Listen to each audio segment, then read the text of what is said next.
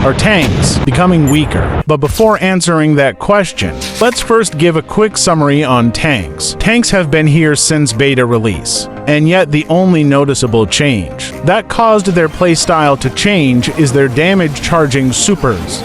So, here's a question for you, the viewer, to answer. Are you bored of playing tanks?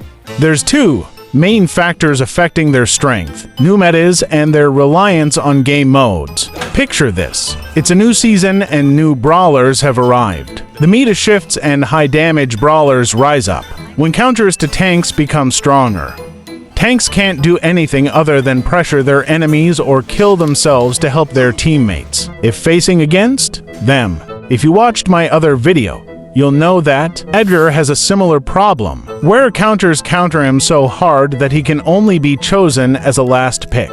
Tanks are the same, and this problem is further amplified by their reliance on game modes and maps. Their core play style is to hide behind walls and be aggressive at the right time. Knockout and bounty, which are dominated by long-range brawlers, are their weak points. This can be proven by looking at their win rates. There's an extremely clear pattern, a drop in win rate every 8 days. This corresponds with the game modes in rotation. Using the Wayback Machine, we know that the game modes in rotation on October 4th and October 12th are the same. Maps with a lot of walls and bushes can provide cover for tanks, but this ultimately fails when these walls can be easily broken. But I hear your thoughts. Looking at the other side of things, with the addition of hypercharges, one might think that tanks also seem to be getting stronger. Tanks have skyrocketed to the top of tier lists, but I think this dominance will be temporary. Just like when the damage charging supers was added.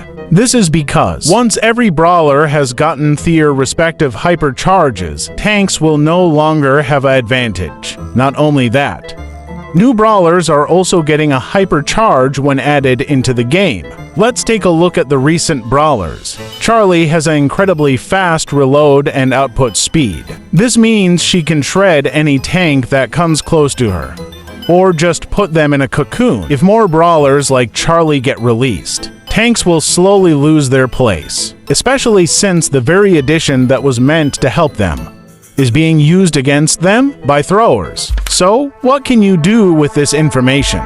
Well, quite frankly, not much. But that doesn't mean tanks are going to be completely useless. Supports play an important role, so remember to use them with tanks. And if you're playing in Power League, cooperate with teammates to ban hard counters.